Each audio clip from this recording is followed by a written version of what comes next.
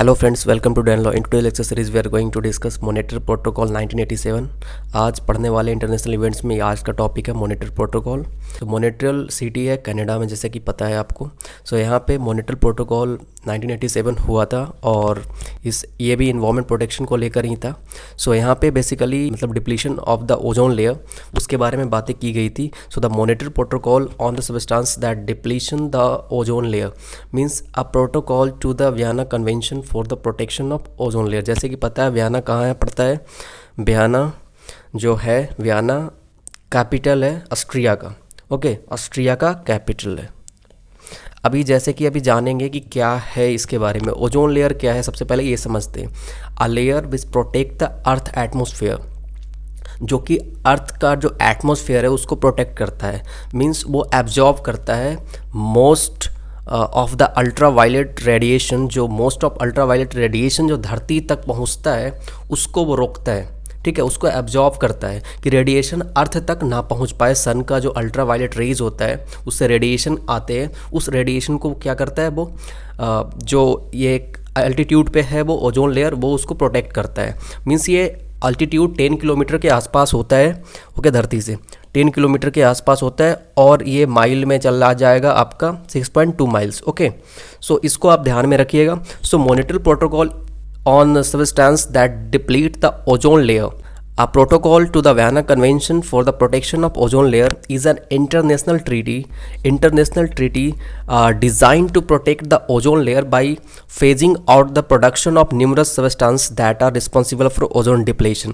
कि जो मतलब कुछ ऐसा सबस्टांस है जो कि मतलब ओजोन को डिप्लेशन कर रहा है। जैसे कि आपको पता है कि इन्वायरमेंट को डिस्ट्रॉय करने से क्या हो रहा है कि जितने भी कार्बन सबस्टांस जो मटेरियल हमारे इन्वायरमेंट में आ रहा है तो उससे क्या है कि ओजोन में होल हो जा रहा है। उससे अल्ट्रावायलेट रेस डायरेक्ट धरती पे आएगा तो बहुत तरह की बीमारियां होंगी। जैसे कि हम न्यूक्लियर वेस्ट को भी कहीं ना कहीं उसको डिस्पोज ऑफ नहीं कर रहे, तो न्यूक्लियर वेस्ट भी कहाँ जाएगा, उससे भी रेडिएशन आ रहा है। इंडस्ट्री से जो भी कार्बन्स वगैरह मतलब एमिट हो रहे हैं तो उसको कम करना है, पहली चीज़। दूसरी चीज़ है कि जो न्यूक्लियर पावर प्लांट है उसमें जो यूरेनियम जिस तरीके से इस्तेमाल किया जा रहा है उस यूरेनियम को हम उसको डिस्पोज नहीं कर पा रहे अच्छे तरीके से, क्योंकि आपको पता है कि केवल यूरेनियम का 5% ही हिस्सा को इस्तेमाल किया जाता है, बाकी 95% इस्तेमाल नहीं करते। तो उसको कहीं ना कहीं डिस्पोज करने का एक यूरेनियम वेस्ट है, उसको डिस्पोज करने का एक अच्छा तरीका लाया जाए।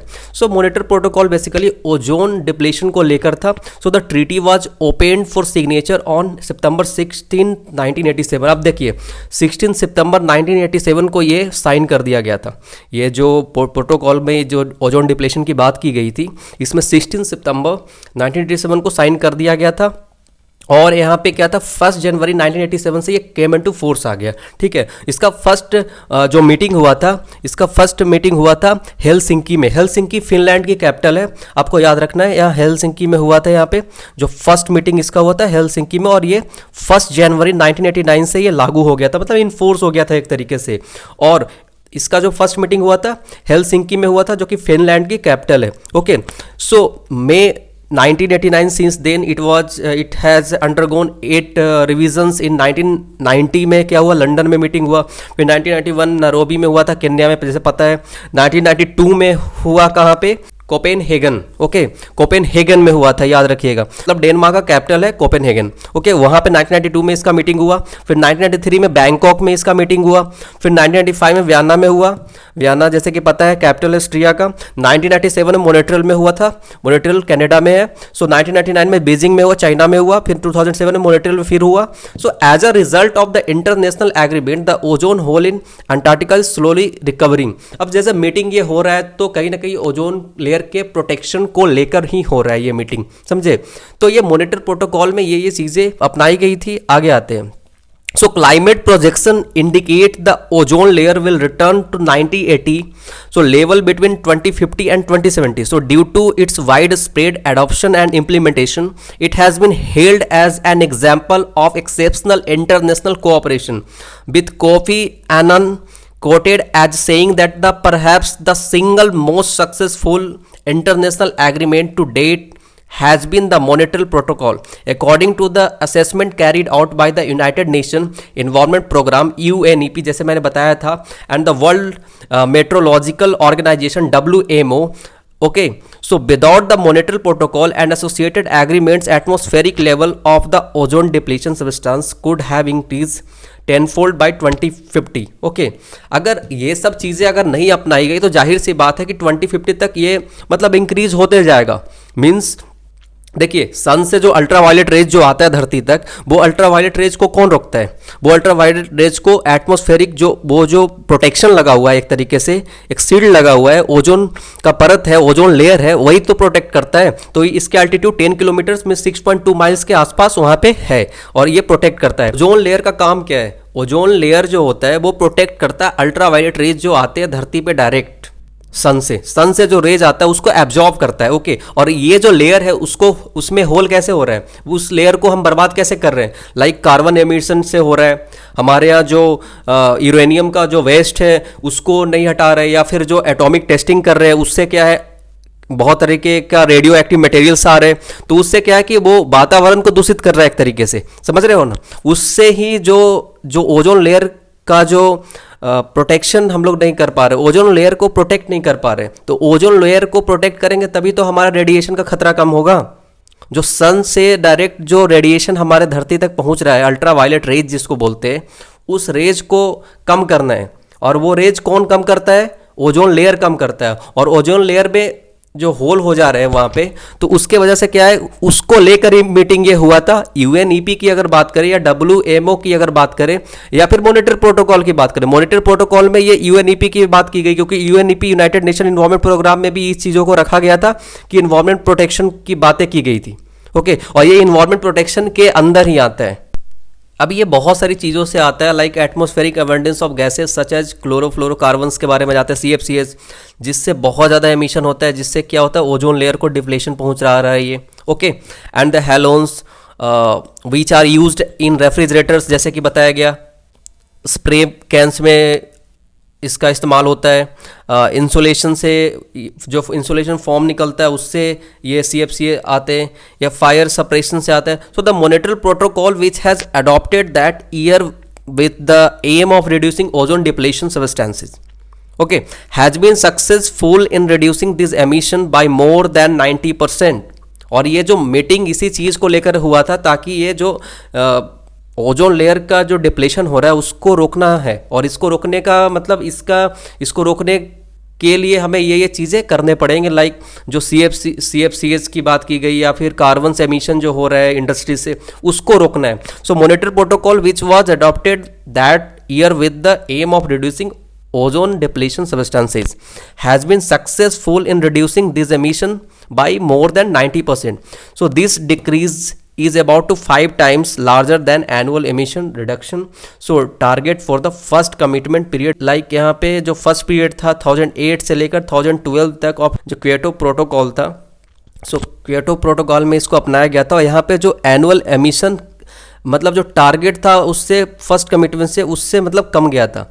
Means this decrease is about to 5 times larger than the annual emission reduction target. Okay, जो टारगेट किया गया था उससे 5 गुना ज़्यादा कमा जो एमिशन हो रहा था इस मीटिंग की वजह से। और जो पीरियड था 2008 से 2012 जो क्योटो प्रोटोकॉल, इसके बारे में ही बात करेंगे आगे जो नेक्स्ट लेक्चर होगा उसमें, जब क्योटो प्रोटोकॉल की डिस्कशन करेंगे। So according to the global models the protocol will have prevented 2 million annual cases of skin cancer by 2030। अब जैसे कि इतनी सारी चीज़ें हैं, इतना रेडियो एक्टिव जो मटेरियल्स है या फिर अल्ट्रावायलेट रेज आ रहा है, उससे क्या है कि स्किन कैंसर का बहुत बड़ा एक लाइक एनुअल केसेज आ रहे हैं, और कैंसर 2030 के बाद और ज़्यादा इंक्रीज होने का चांस बन रहा है। So avoided damage to the human eye and immune systems and protected wildlife and agriculture. Okay, सीधे तौर पे एक तरीके से मतलब ह्यूमन हेल्थ पे अफेक्ट कर रहा है, कैंसर जैसे बीमारियां आ रही है इससे और भी लाइक इम्यून सिस्टम कहीं ना कहीं गड़बड़ा रहा है लोगों का। और ये मतलब एक तरीके से वाइल्ड लाइफ जो हमारा है, एक स्ट्रक्चर है वाइल्ड लाइफ और एग्रीकल्चर का, वो भी डिस्ट्रॉय हो रहा है कहीं ना कहीं, तो उसको भी प्रोटेक्ट करना है। Okay, so the protocol is still holding ground and the aftermath like has also been phenomenal. The most recent report released by WMO जो अभी बताया था मैंने, WMO क्या है कि यहाँ पे जो कि world meteorological organization, okay, WMO। तो WMO का जो रिपोर्ट है रिसेंट, वर्ल्ड मेट्रोलॉजिकल ऑर्गेनाइजेशन जो है, says that the ozone hole over the southern sea has decreased. अब देखिए इस मीटिंग से क्या हुआ कि जो रिपोर्ट WMO ने दिया, WMO को रिपोर्ट से ये कहा गया कि मतलब जो साउदर्न सी है वहाँ पे ओजोन लेयर का जो होल था वो कहीं ना कहीं डिक्रीज हुआ। जैसे कि कोरोना पैंडमिक जो आया था अभी 2 साल के दौरान, इस समय भी ओजोन लेयर कहीं ना कहीं जो डिप्लीशन था उसमें होल में कहीं ना कहीं रिकवरी हुआ था। एज बहुत सारे रिसेंट सर्वेज हुए हैं जिसमें CFC के बारे में बताया गया कि CFC का इस्तेमाल बहुत ज़्यादा होने लगा है। तो in the most recent surveys like it is also being seen that the usages of CFC, यानी कि CFC means chlorofluorocarbons, okay, chlorofluorocarbon is also producing some damaging results as far as a greenhouse warming effect is concerned. Okay, so CFC is 300 times more damaging for the global warming than CO. global warming than CO means carbon dioxide, मतलब carbon dioxide से ज़्यादा मतलब CFC जो है depletion कर रहा है ozone layer को, मतलब एटमॉस्फेयर को, एटमॉस्फेरिक जो इकोसिस्टम उसको ज़्यादा बर्बाद कर रहा है। Okay, perhaps this is the reason why the international community is pushing to replace CFCs, okay, with hydrofluorocarbon HFC से इसको रिप्लेस कर रहा है CFC को, okay, because it is much debilitating gas than CFC।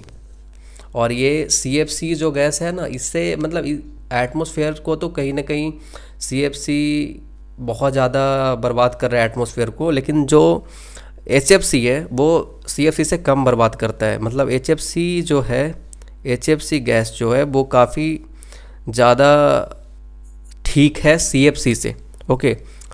और ये लाइक HFC जो हाइड्रोफ्लोरोकार्बन्स जो होते हैं ये सुपर ग्रीन हाउस गैसेज होते हैं, समझ गए। और ये मैन्युफैक्चर होता है for use in refrigeration, air conditioning, foam. तो जो CFC का काम है वो HFC का भी काम है, लेकिन HFC भी इसी तरीके से इस्तेमाल किया जाता है, इसीलिए CFC के जगह पे HFC का इस्तेमाल हो, इसका मतलब सीधे तौर पे ये जाता है। और ozone protection Montreal protocol for the protection of ozone layer 1987 as amended.